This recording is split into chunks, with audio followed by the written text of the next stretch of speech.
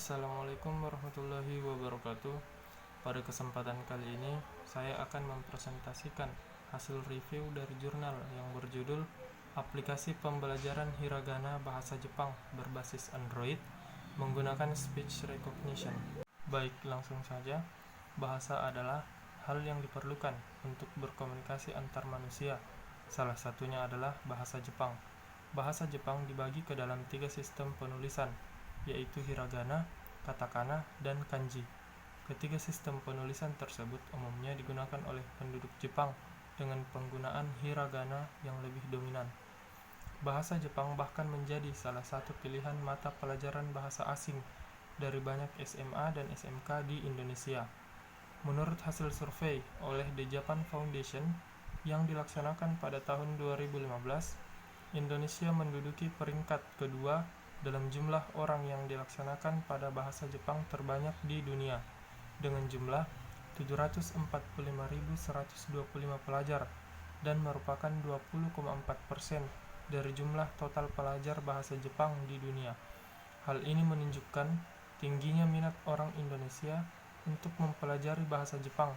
Alternatif untuk mempelajari bahasa Jepang adalah dengan menggunakan teknologi pembelajaran.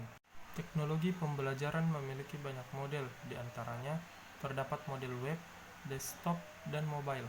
Ketiga model tersebut memiliki karakteristiknya masing-masing. Karakteristik mobile yaitu memiliki ukuran yang lebih kecil jika dibandingkan dengan perangkat desktop, sehingga perangkat mobile lebih mudah dibawa.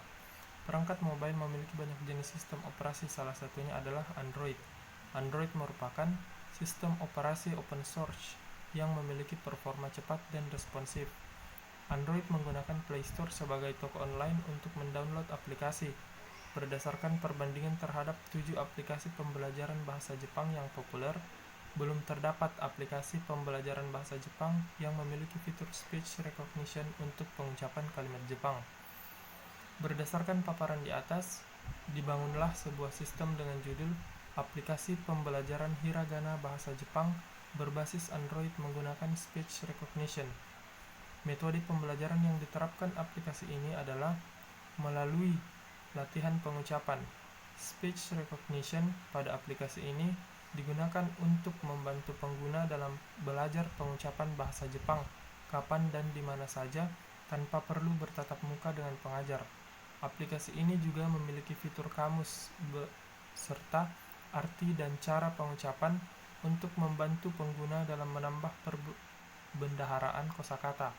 Aplikasi ini juga dilengkapi dengan website admin, sehingga admin dapat mengelola latihan yang diberikan kepada pengguna secara berkala.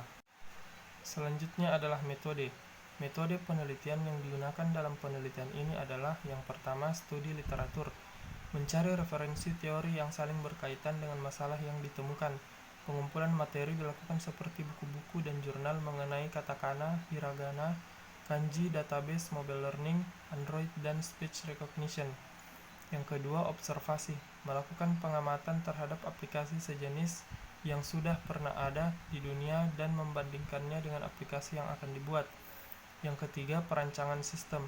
Setelah melakukan studi literatur dan observasi, maka akan dilakukan perancangan secara rinci mengenai bagaimana sistem atau aplikasi berjalan. Yang keempat, implementasi sistem. Melakukan pembuatan sistem dengan menerapkan perancangan yang telah dibuat. Yang kelima, pengujian. Setelah membangun pembelajaran hiragana Jepang berbasis Android ini, maka dilakukanlah tahapan pengujian di mana akan dilakukan kuesioner pra-proyek akhir untuk mengetahui hasil pembelajaran dari aplikasi. Dan yang keenam, analisa dan evaluasi.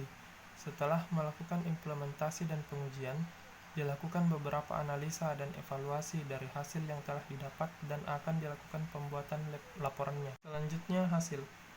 Gambar 6 adalah halaman dari materi belajar yang terdiri dari informasi pola kalimat, penjelasan kalimat, contoh kalimat beserta terjemahan Latin dan terjemahan Indonesia.